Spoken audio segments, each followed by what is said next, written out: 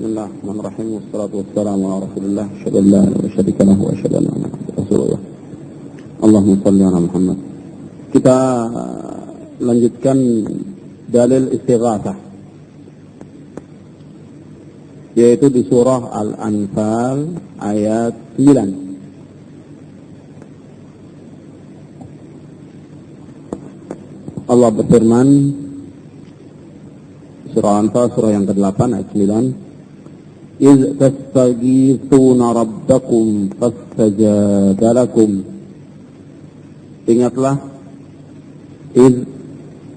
Ingatlah tatkala atau ingatlah ketika, artinya ingatlah ketika tastaghitsuna rabbakum, kamu atau kalian memohon pertolongan kepada Rabb kalian. Ingatlah tatkala kalian memohon pertolongan kepada Rabb kalian. Fastajaba lakum, lalu Allah memperkenankan doa kalian. Arti istighatsah kalian itu diperkenankan Allah, dijawab oleh Allah. Jadi istighatsah itu harus kepada Allah, tidak boleh kepada yang lain. Sama dengan isti'anah, minta tolong kepada Allah. Tapi minta tolong kepada hal-hal yang manusia mampu boleh. Juga istighatsah.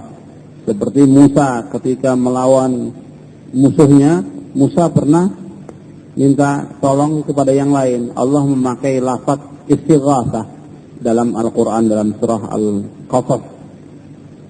Itu lafaznya. Ketika minta bantuan kepada orang lain, lafaznya istighatsah. Di saat sulit, minta bantuan, minta pertolongan, artinya dibolehkan. Tetapi istighatsah ini kaitannya dengan hal-hal yang manusia tidak mampu. Artinya di saat sulit, di saat susah, kita minta tolongnya hanya kepada Allah. Pernah kita bahas di sini, orang sekarang ini banyak lebih jahiliyah dari orang jahiliyah. Karena orang jahiliyah itu di saat sulit minta tolong kepada Allah, di saat senang mereka syirik. Kalau yang sekarang di saat sulit minta tolongnya kepada orang yang sudah mati, di saat senang juga demikian. Maka dikatakan oleh para ulama lebih syirik atau lebih jahil daripada orang-orang yang terdahulu. Nah, tentang istighatsah yang dilakukan oleh kaum muslimin kepada selain Allah, artinya istighatsah kepada selain Allah, ini sudah disebutkan oleh Allah dalam beberapa ayat Al-Quran. Dia berdoa, dia meminta tolong kepada selain Allah. Maka yang seperti ini Allah katakan orang-orang yang berbuat zalim. Seperti disebutkan dalam surah Yunus. Surah Yunus, surah 10 ayat 106.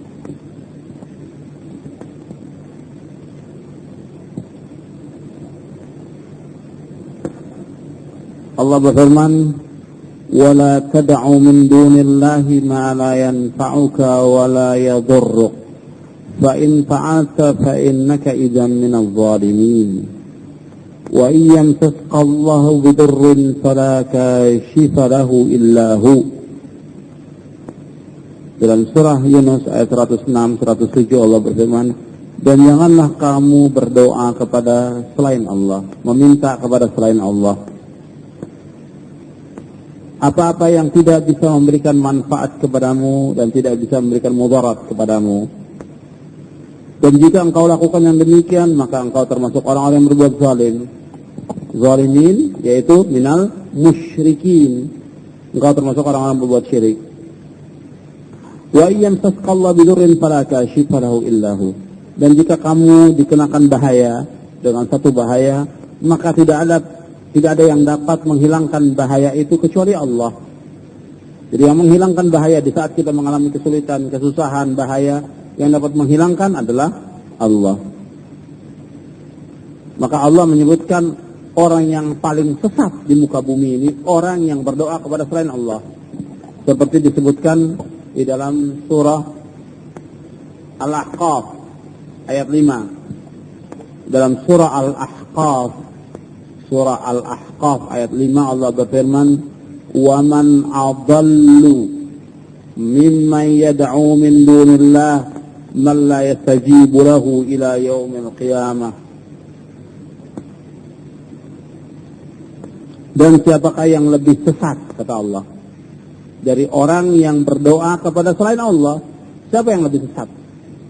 Tidak ada yang lebih sesat kecuali orang yang berdoa kepada selain Allah. Sedangkan yang dia seru selain Allah itu la yastajibu lahu ila yaumil qiyamah, tidak dapat menjawab sampai hari kiamat. Meskipun ayat ini berkaitan dengan orang-orang musyrikin kafirin, tapi terkena juga kepada orang yang seperti mereka. Orang musyrikin kafirin kalau berdoa meminta tolong di saat mengalami kesulitan, minta tolongnya kepada berhala, kepada patung, kepada orang yang sudah dikubur, kepada pohon. Nah, Allah menyebutkan kalau ada orang yang seperti mereka, nggak ada yang lebih sesat kecuali mereka.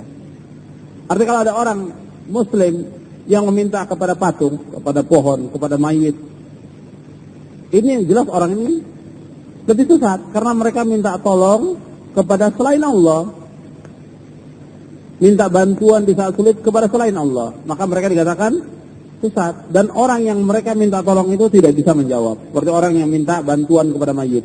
Ini istighatsah ini hatta orang awam tahu di Indonesia ini. Di Indonesia kalau disebut istighatsah, maksudnya orang awam itu ya istighatsah minta kepada mayit, kepada wali fulan. Di Indonesia sudah umum bahasa ini, istighatsah sudah umum.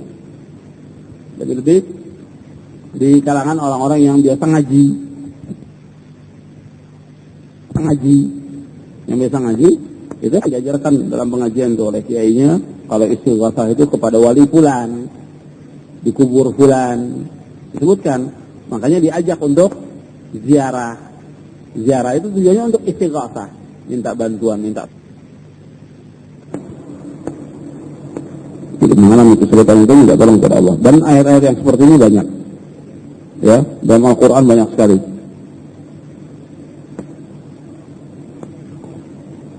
Kemudian kita lanjutkan.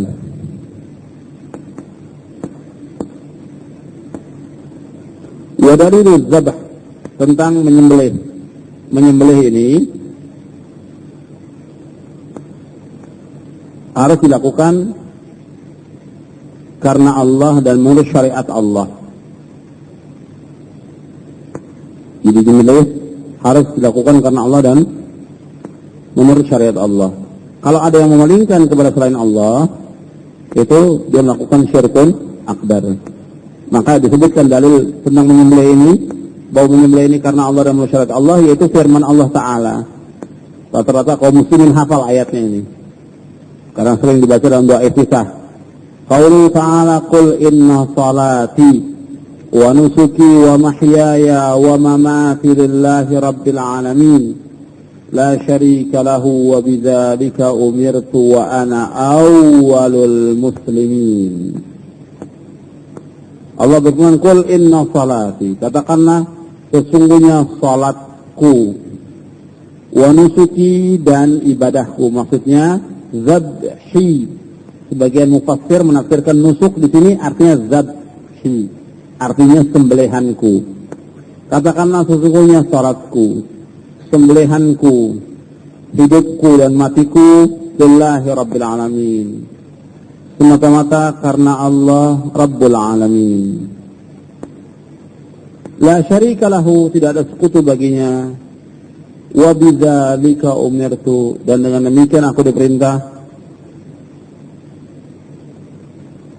Wa ana awwalul muslimin, dan aku termasuk yang pertama Islam.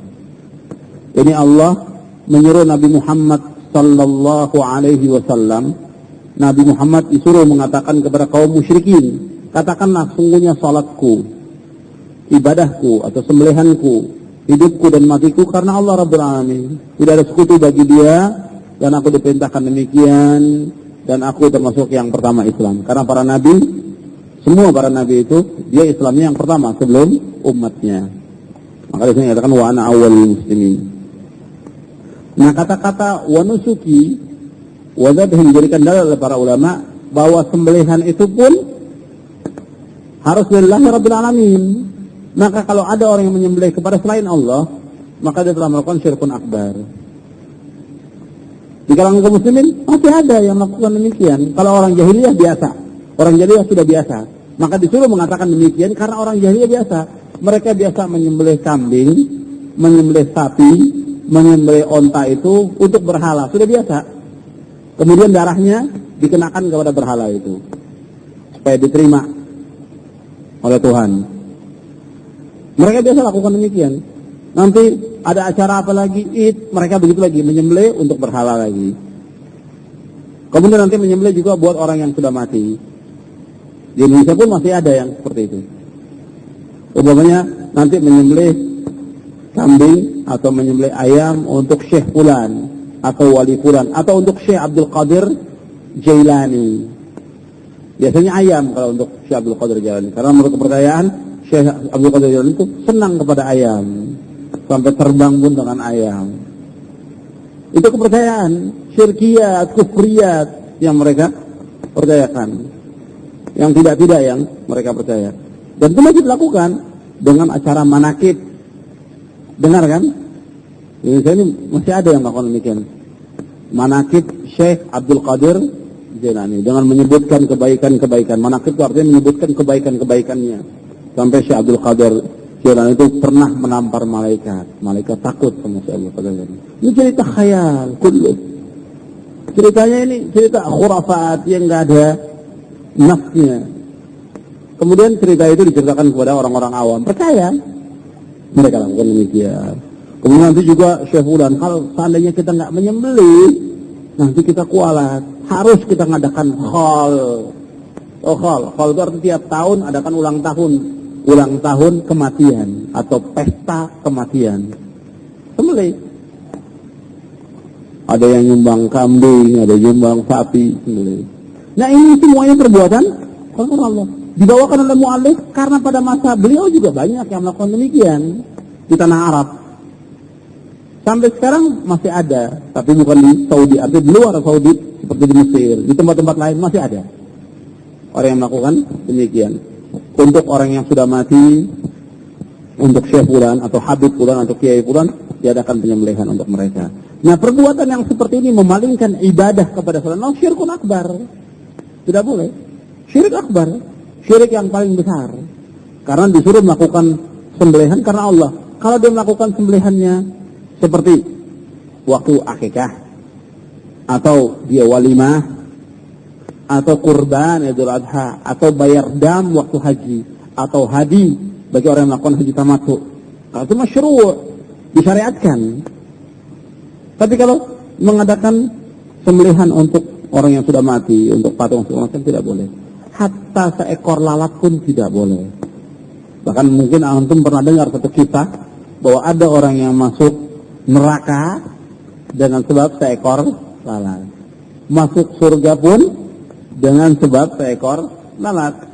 Seperti disebutkan dalam satu riwayat. Riwayat ini diriwayatkan oleh Imam Ahmad dalam kitab Az-Zuhud. Hadis ini mauquf dan sanadnya sahih. Yaitu Nabi pernah berkata begini, dakhalal jannata rajulun fi dzubabin wa dakhalan nara rajulun fi dzubab. Masuk surga seseorang karena lalat. Masuk neraka pun karena lalat. Qalu, para sahabat berkata, "Kaifa dzalik ya Rasulullah?" Bagaimana terjadi demikian? Masuk surga karena lalat, masuk neraka pun karena lalat. Kemudian Nabi berkata, "Marra rajulani ala qaumin lahum sanamun la yuzuhu ahadun hatta yuqarriba lahu syai'an." Faqalu li ahadihima qarrib. Qala laysa 'indi syai'un uqarrib. Qalu lahu qarrib walau dhubaban. Faqarraba dhubaban. Fakhallau sabilahu. Fadakhala an-nara. Wa qalu lil akhar qarrib. Qala ma kuntu liuqarriba li ahadin syai'an dunallahi azza wa jal. Fadarabu unqahu fadakhala al-jannata. Kata Nabi, ada dua orang melalui satu kaum. Kaum ini mempunyai berhala. Tidak boleh orang lewat sehingga orang itu memberikan sembelihan, kalau istilah kita sesajen buat berhala itu. Kemudian dikatakan oleh seseorang, kamu harus korban buat berhala ini. Aku tidak punya sesuatu yang harus korbankan. Kata mereka, korbankan meskipun seekor lalat. Dikorbankan seekor lalat buat berhala itu. Kemudian dipersilahkan dia untuk jalan. Pada halal nar, maka dia masuk neraka dengan sebab itu. Dengan seekor lalat dia masuk neraka. Kemudian dia berkata, mereka ini, orang kampung ini berkata kepada yang satu lagi, kamu harus juga menyembelih. Kalau kita masang sesaji lah buat berhala, baru kamu boleh lewat. Kata dia, aku tidak punya sesuatu dan aku tidak akan kurban atau menyembelih kepada selain Allah. Aku harus menyembelih karena Allah, tidak boleh kepada selain Allah. Karena dia mengatakan yang tegas seperti ini, maka mereka membunuh orang ini. Orang ini meninggal dunia, kemudian pada halal jannah. Dengan sebab itu dia masuk surga. Kecil kalau kita lihat, tapi masalahnya masalah besar. Dengan seekor lalat orang bisa masuk surga, dengan seekor lalat orang bisa masuk neraka. Dan ini terjadi karena riwayatnya sahih mauquf. Artinya disebutkan demikian. Kalau kita mengambil, ya tidak mungkin seorang sahabat menyatakan yang demikiannya dengan ra'yunya. Artinya menceritakan sesuatu tentang masuk neraka, masuk surga dengan ra'yunya. Meskipun para ulama mengatakan hadis ini sahih mauquf. Artinya dari sahabat.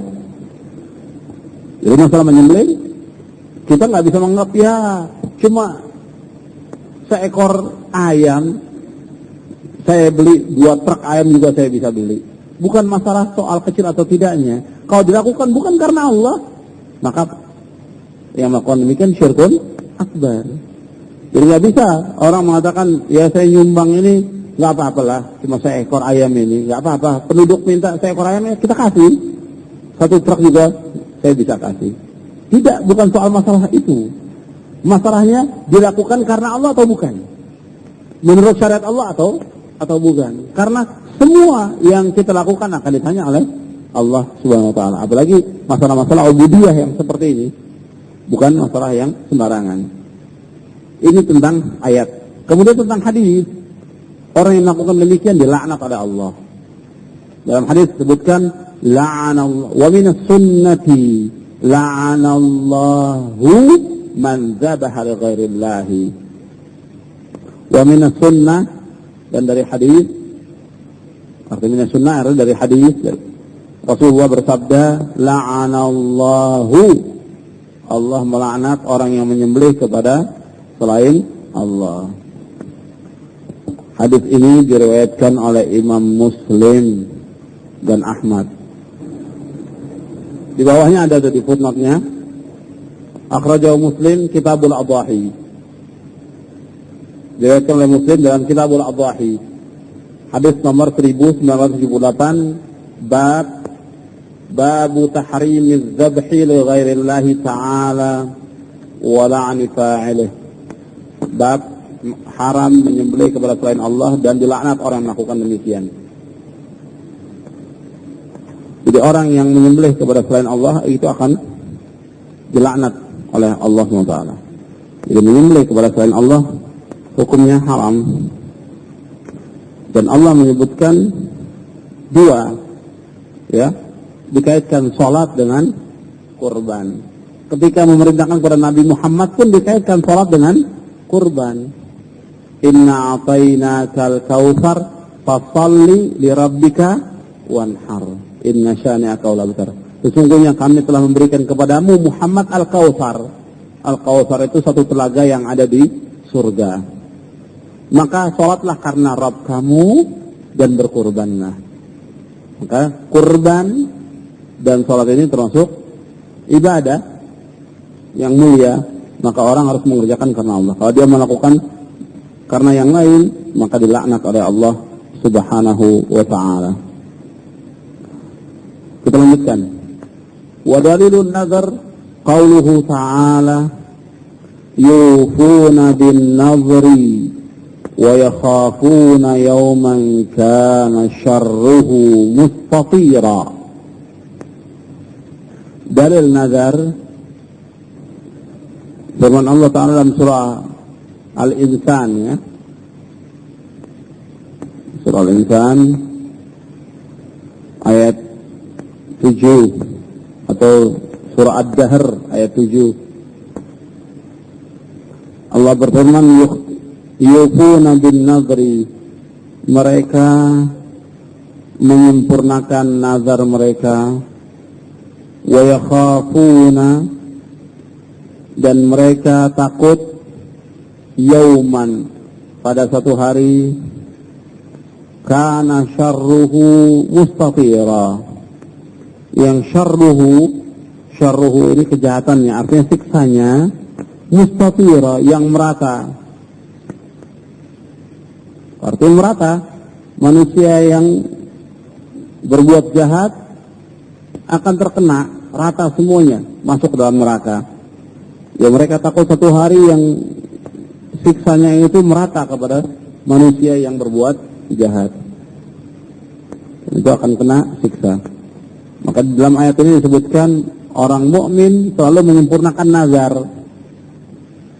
Ya, nazar ini harus dilakukan karena Allah. Yang dibahas oleh muallif di dalam pembahasan ini, ada orang-orang yang bernazar, dia nazarnya itu syirik kepada selain Allah. Umpamanya begini, kalau umpamanya saya sembuh dari sakit, saya mau tawaf di kuburan Kiai Fulan atau Wali Fulan, atau saya mau ibadah i'tikaf di kubur Fulan. Nah, ini seperti ini syirik. Perbuatan ini syirik, tidak boleh. Dan ini masih ada, seperti ini masih ada. Kalau saya sembuh dari sakit, atau saya naik jabatan, atau saya lulus, dia lakukan nazarnya itu kepada selain Allah. Sedangkan nazar ini ibadah. Jadi tidak boleh dia melakukan demikian. Kalau umpamanya terjadi, dia berniat demikian, harus dibatalkan. Umpamanya dia bernazar, kalau saya sembuh dari sakit, saya mau i'tikaf di masjid yang di situ ada kuburan, yang orang-orang banyak datang di masjid itu. Saya akan i'tikaf di masjid itu 1 hari. Tidak boleh. Dia harus batalkan, dia ganti yang lebih baik. Kemana? I'tikaf di Masjidil Haram, atau Masjid Nabawi, atau Masjidil Aqsa. Diganti yang lebih baik. Sebab nazar taat harus dilakukan, tapi nazar maksiat harus dibatalkan. Kalau dia berbuat maksiat, umpamanya kalau saya sembuh dari sakit, saya mau jalan-jalan ke tempat maksiat, umpamanya ke Hawaii, umpamanya, harus dibatalkan nazarnya. Karena apa? Maksiat. Diganti yang lebih baik, pergi haji atau umrah. Jadi setiap nazar yang maksiat itu harus dibatalkan, dan dia membayar kafarah. Kafarahnya sama seperti kafarah sumpah, seperti disebutkan dalam surah Al-Ma'idah, surah yang kelima ayat 89. Jadi itu pembahasan kita sampai yang terakhir, bahwa nazar ini harus kita lakukan karena Allah dan menurut syariat Allah. Tapi yang terpenting yang perlu kita ketahui, bahwa nazar ini Nabi pernah menyebutkan, artinya nazar-nazar syirik yang masih dilakukan oleh orang jahiliyah. Orang jahiliyah itu masih seperti itu, bernazar menyembelih kepada berhala. Kalau saya sembuh dari sakit, saya bernazar menyembelih kambing di tempat berhala atau di kubur Fulan. Ini ada kaitannya, makanya dimasukkan oleh mu'alif menyembelih kemudian nazar. Karena orang jahiliyah biasa begitu. Kalau dia sembuh dari sakit atau dia mendapat memperoleh kebahagiaan, dia langsung nazar, saya bernazar, saya sembuh dari sakit, saya mau menyembelih sapi di berhala itu. Di mana kaum muslimin masih lakukan demikian. Bernazar untuk berhala, bernazar untuk kubur, bernazar untuk orang yang sudah mati, untuk pohon atau yang lainnya. Atau melakukan ibadah di tempat itu. Ini tidak boleh. Dan yang perlu kita ingat lagi tentang masalah nazar. Kalau kaitannya dengan masalah yang biasa saja, biasa umum, bukan maksiat, ini kata Nabi, yustakhraju minal bakhil. dikeluarkan dari yang bakhil. Sebagusnya kita nggak usah bernazar. Jadi kalau saya sembuh dari sakit, saya mau wakafkan tanah buat masjid. Kalau tidak sembuh, bagaimana? Yang nggak wakaf. Kalau saya lulus, saya mau nyumbang buat pukul rumah sakit. Kalau nggak lulus, nggak nyumbang dia. Makanya disebutkan oleh Nabi bahwa nazar itu yustakhraju minal bakhil, dikeluarkan dari orang yang bakhil. Kalau dia mau sedekah, mau infak, pada waktu dia sehat, jangan dikaitkan dengan penyakit, jangan dikaitkan. Tapi kalau soal bolehnya, ya boleh dia bernazar demikian, boleh saja.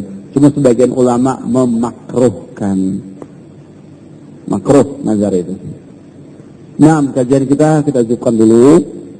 Ya, al-aslul awal sudah selesai. Insyaallah kita lanjutkan 2 pekan yang akan datang dengan al-aslul tsani. Ya, 2 pekan yang akan datang kita lanjutkan dengan al-aslul tsani. Wallahu a'lam bishawab. Subhanakallahumma wa bihamdik, asyhadu an la ilaha illa anta, astaghfiruka wa atubu ilaik. Assalamualaikum.